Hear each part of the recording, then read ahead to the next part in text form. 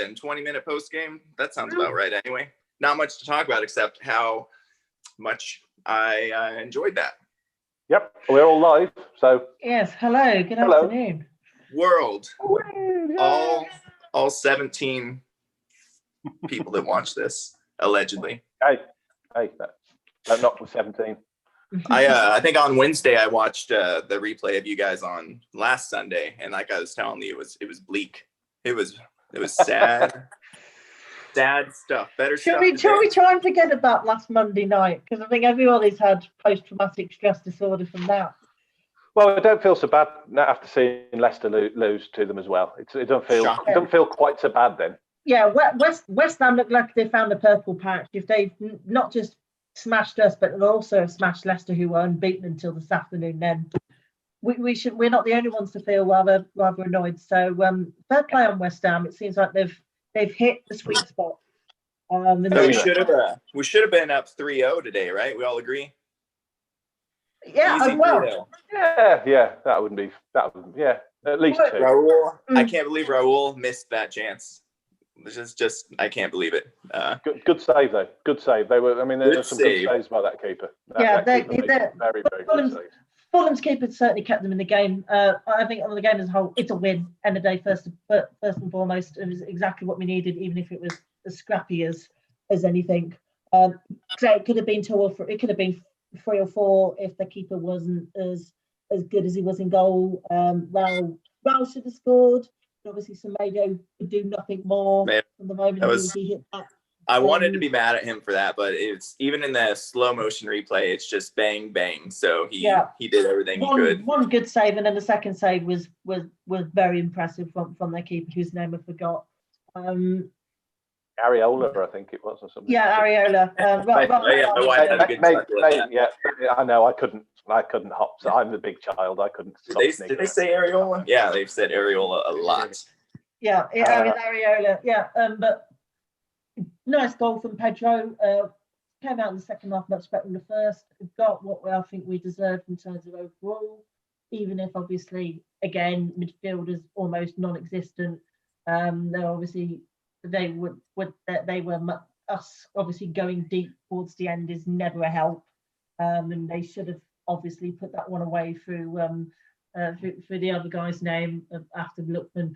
I felt like the midfield and the back, we'll say back 5, just because I felt like it was stable. Like the back was much better. I don't know that Patricio had much work until that free kick at the end, and I felt like it was a good setup, and it got shaky when we brought on our old man. And that's when we got really deep as well. So when Moutinho come on, we really did drop back a lot. I mean, we did. It's horrible to say such a thing, but we looked a lot worse when he came on. I mean, I know Podence, who I really love, I think he's brilliant. Didn't have his greatest game, when he went off, my God, perhaps that's what it was. He wasn't able to get forward as much and had been doing a bit more work in midfield because we did to drop off massively when.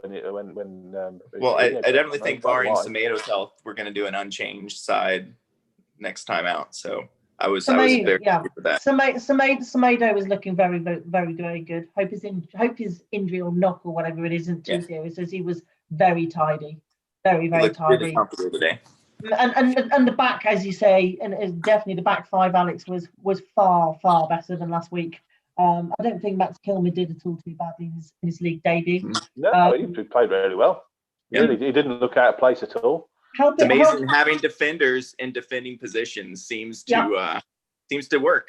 Yeah, indeed. I think helped by Connor Cody being Connor Cody and him not just yelling a lot as he does, but him again getting stuck in. You can see why again he retained his England spot, which is another bit of good news from this week. He was spot on with his passes today too. Just pinged him, and I love it when that's happening. We're really hard to beat.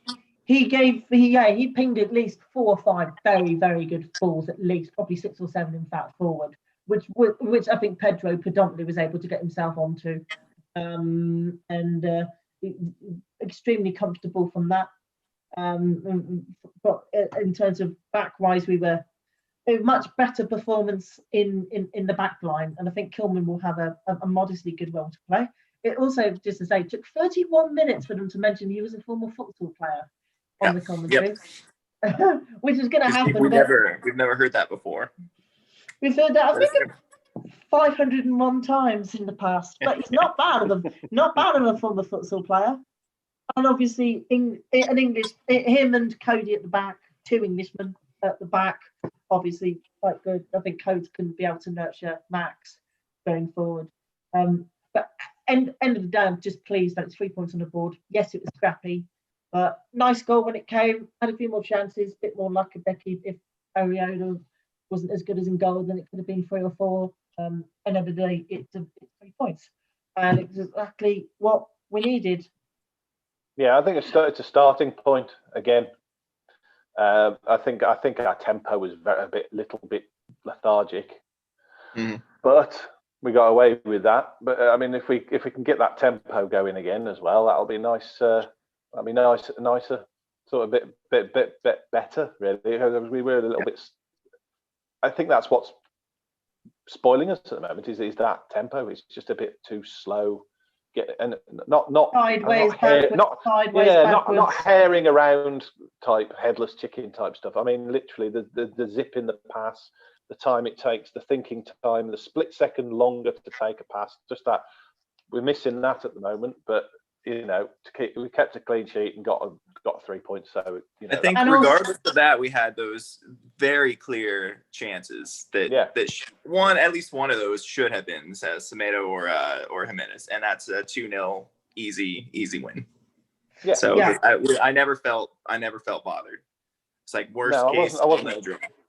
It wasn't like last week where every time they came forward, you think, "Oh God, they were going to slam it in." It could have been a cricket score last week, and it could have been. I never went back and watched last week's game. I watched the highlights, and that was enough. I saw the whole game and have not seen the highlights, and don't intend to see any highlights from last week. I've never been more proud to sleep through a Wolves match than last week. I woke up and I was like, "Thank God." I must admit, last Monday, I was struggling a lot. I think it was obviously a long working day, and it was struggling to keep my eyes open. I probably should have gone to sleep considering how poor it was last week. And just to say though, from the stats guys at Opta, Wolves have kept more clean sheets in the Premier, more home clean sheets in the Premier League than any other sides, that being 7 in their last 9 home games at Molineux. So if that's also clearly a positive that at home at least we don't seem too bad much of the time. And SA big praise coming in from the back, and obviously Rui not being challenged at all, and obviously obviously Fulham had that gilt-edged chance, which I think sums up their problem of this clear lack of forward intensity, which I think will send them straight back to where they came. And Rui, whenever Rui was needed, he did what he needed to do without hesitation. So that's good. Yeah, pretty thrilled. Man of the match for me. I don't know if we're moving on, but since we're time crunched, might as well. Obviously, Neto, nobody's going to disagree with that. Come on. Yeah. That guy, I love that guy to death. He is just, he's like that super Jota that we were thinking about last year when we started to wonder, and showed it today. Yeah, should have had a messy assist, but he was positive, and I thought Jimenez was a little bit off myself, but obviously should have scored. But expected. Even his passes, his decisions, but some of that was new guys around him too. So I'm gonna. However, I did like his Jimenez's strength to hold the guy off to get that shot in. That was really well. Yeah. It's so strange watching it when there's no crowd, because you're watching it and then he gets in front of the guy and you're like, oh, he's just getting in front of the guy. And then you realise, oh no, he's actually through. It's like, and then the artificial crowd comes in and you're like, oh yeah, he really is. So, yeah, he is in front of the man. Yeah, I think I'd agree with Pedro in terms of man of the match. Was able to. I think it was clear help that Neves and obviously particularly Connor were able to swing some excellent balls forward over to them. We're good too for Neto. Well, and several of them being very, very good. And the way in which Pedro is then able to hold the ball up, but then also whenever the ball was just passing the ground in the way he was able to just hold it up, look for a position. And as you say, the finish for the goal was just very, very tidy. Knows exactly what he's going to do from the moment the ball came from him. One small touch on the right foot, inside of the right foot, brings it onto his left, and slots it in. No keeper in the world, I don't think, would get a strike like that. And I think our intensity after he went off obviously went down, which I think sums up how much of a talent we've got in him. So clearly in my mind it will be him. But I have to also say Cody and Kilman also get two very good shout outs for I think Connor probably nurtured and helped Max a lot in terms of it being his debut, and he did his job excellently. It is rather nice to know that we've got an England international who's retained his place, helping to nurture hopefully another future England international at centre back too. So those who will get special shout outs for. I think I've got a special shout out for Saïs as well, playing as a left wing back. Okay, he wasn't giving the most attacking impetus, but I don't really see many people. Defensive wise, though, it was solid. That no one was getting through, which certainly would have helped Kilman as well, because it was just solid. You can't knock that side. I mean, even saying that though, he actually had some very good runs forward as well, I thought. I think he looked up a couple of times and looked shocked how far forward he was and how far he'd got. But I think he played well there. But that's the thing about Saïs. I like Saïs because he can play in a multitude of places, and generally he doesn't let you down. I mean, people were slating him last week. I didn't think he was the worst last week. He wasn't great last week, but then no one was great last week. So, when the whole team are absolute garbage, well, you can't single one person out. But I don't think he's played badly for a long time. Apart from giving the penalty away in that, but apart from that, I mean, that was rash. Okay, but generally he's very good. Yeah, I don't see the clamour for the change. Mm-hmm. Well, I was just going to say, out of the wave of Fosun signings, that for him to be the one that's still around, I don't think we would have expected that years ago. But then again, same with our captain. So, but he's I love him, love his character, and I trust him with my life. I've got this picture now of him holding you in his arms, cradling you, looking over you, like just gently stroking your head. Yep, I have a little candle with his picture on it. He's a saint, and I just light it every match day. So bear in mind that see that face then. That was the Invisible Man. Oh, hey, Invisible. Right, where are we at? How are you doing time? What are you go? See, that just proves, for people who think that I am also the Invisible Man. I'm not. He does exist, but he's invisible. He briefly became visible, just to prove the point that he is invisible. Fair play to Invisibles. Whatever that meant. I think he's just come on because when I go, you can carry on talking. If we wanted to. If you want to. Don't I let me got stop stuff to do.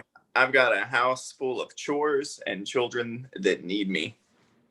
Fair enough. And the wife, so I got a full Sunday ahead of me. You guys are winding down. I'm just getting started. You're at 11:20. Is it 11:25 in the morning? Maybe 10:25. At 10:20, 6 hours behind. There we are. Yeah. And where else we are at 4:25 in the afternoon. I have promises galore to these people. They just never stop needing me. Transfers, I suppose. We've obviously a little bit of a deadline day is tomorrow at 11 p.m. UK time, which would be 5 p.m. I'm excited for it to be over. But that young left wing back from Angers, Rian X Nouari, he doesn't look too shabby at all. It's going to be a loan and hopefully a €20 million deal next season if we decide to get him on a permanent. And even though quite a few people obviously there they'll take attention of them against of Anges against PSG. PSG beat him 4-0, but just from a few clips and so forth, he does look rather good. Was that a full strength PSG with Cavani, Mbappe, and what's his face name? I'm not sure, considering obviously it looks like he's heading to Old Trafford, but it was modestly good. I know he was able. I think we wanted him just bursting around, being able to get around and then burst through, say, 2 or 3 PSG players. I think Cavani's not as elaborate as Benaga and his 600 billion step overs, then that would be very useful in terms of just wanting to go forward and not be silly. And I'm going to guess, that's obviously with the international deadline being tomorrow and Premier League clubs being able to buy from Premier League clubs being tomorrow. I wonder what then could occur, if anything, in the Premier League to Championship window, basically, which is up until the 16th. But at least we're going to get at least one more in. I'll be surprised if there's more than that, but you never quite know with deadline day and how chaotic it is, because it just seems like Alex Telles is going to Old Trafford after all, and he's forced through that move. So it will be. I think we've moved on from him, though, haven't we? I mean, we have, and Porto wasn't wanting to accept 50 million euros, but Telles has, I think, pretty much told them, get me out of here, I want to go to Old Trafford, and they've therefore caved in on it. And obviously Manchester United fans on Twitter have just gone into euphoria about it. But still, at least I think also, the question is the long running rumour of a Paulinho, or what was it? Paulinho or something on those lines. Yes, because obviously some people are still thinking something is agreed and something is in the works that could be announced tomorrow. I do. I would be surprised. I'd be surprised, and until anything is fully confirmed by journalists. Then that the window runs until 11 p.m. tomorrow night. It will be a rather tasty few days, a rather tasty 36 hours ahead or so. Who was on that private jet? That's the question. It was on private jet. Well, who knows? Anyway, I suppose with you having to go in 2 minutes, predictions for obviously international break next week. I'd say one hot take. I think Cody will play again for England. We'll get a second and third cap. Obviously, next up, Leeds United away on a Monday evening. 8:15 kickoff on the 19th. My God, that'd be lovely for you. That will, Alex. You'll actually be able to see it at the proper time. I'll get a full day of work in and just get off at 2 and watch it. So yeah, that's fine. That's not bad. Yes, predictions for Leeds United away at Ellen Road. Helder Costa hat trick, but Jimenez will score 4. So 4-3 Wolves. Another 4-3, repeat of April the 7th, 2015. Oh, that would be nice. I think it will be a draw. Ooh. A high scoring draw. Leeds looked great yesterday. Did you guys watch it? No, I didn't. But that was a riveting 1-1 draw if I've ever seen one. Yeah, just I think it'll be something like that, because I think we're always awful after a break. I don't know why, but we always seem to be awful after any sort of break, and we always seem to take a couple of games to get back into our stride. So I think a draw. I will go with a Desmond, a 2-2, of course. That thing, I think it'll be high scoring. Leeds are able to score for fun, and when we want our game, we can. Defences in the Premier League this season have gone to pot as a whole. But I think there is something there with, if say Neto is as good as he was today, and Raul will no doubt get a chance and hopefully bury one, then it could get quite tasty. I think this Leeds side is looking rather. They're looking back to themselves as they were 20 years ago. Slowly building up and get themselves into Europe. I would suspect Leeds will be in that running in the next 3 or 4 years, and it will be a very tough one. But if there's ever a game for us to win after an international break, then that I think would be a rather decent. But I think high scoring draw or a Desmond with Jimenez to score one and Mateus Click to get at least one, and who knows who else. Maybe a Neves screamer finally, considering he hasn't put one in a way since. If he can get one over the wall. Yes, because that was a poor free kick earlier on, wasn't it? He's done a few of those this year. Has he lost his little magic touch? Yeah. I don't know. We'll see. Indeed. He needs to he'll talk to Ronaldo this week and get it back. Yeah, I think so. It'll come back. It'll be back. Indeed. Excellent. I have a hot take. I do believe we will sign somebody that has not been rumoured and is a massive surprise. I'm in. That's what I think. Mbappe. No idea what Mbappe position, but I think that will be. Yeah, oh god, that'd be ace. But who did you say? Mbappe. I can't. It'd be a dream, wouldn't it? That's not what I'm saying, but I would love that. But you know, we'll just spring an almighty shock. I think a completely left of centre, random, just signing will happen. Where though? Which part of the field do you know? No idea where. It'll just be everyone will go, wow. How do we pull that one off? A bit like Fabio Silva, who's still needs to obviously get more game time at the moment. I'd say also, yeah, perhaps yes, but that youngster and maybe a second person in tomorrow would be all right, provided they're in central mid or maybe a defender. Although maybe Max Kilman could fill that defensive slot considering he was well composed. Finally, I think just say as well I hope you both enjoy the Commonwealth Games coming to the city in 22 with the cycling time trial. So I am so excited for the Commonwealth Games. You have no idea. Well, you can't come because you left. Yeah, well, Wolves were supposed to come to me this summer in Texas, and I was going to get to see Raul, and I was robbed. So. If you want to come over and make it for it in August 22, I'm sure you will be welcome. Yeah, if you want to change, it's the cycling time trial. Change your constitution back and re-embrace the monarchy, then you'll be welcome back for our Commonwealth Games. Clearly, if you're paying attention, people are ready to embrace a monarchy, and it is the Trump family. I don't think so. I will be coming over for a long stay. But the cycling time trial in West Park. Beautiful bit of the city. What's not to love? That's going to be absolutely epic, and it's hopefully Molyneux being shown off as well to the world in front of a huge TV audience. So I'm sure the club will be probably involved in something one way or another. I'll be there. So Alex, sorry, did we have your prediction, Alex? 4-3 Wolves. That was it. Sorry, we did. And what any score specifically from you? Me? Yeah. 0-0. Just a high scoring draw. 5-5 then, I'm guessing then by the sounds of it. Yeah, something like that. I'm going with a Desmond. Put it on the table. 6-4 Wolves, Noah Dicko hat trick. Well, I've got to go. I've got to go now because I've got to go and run round and make a fool of myself playing football.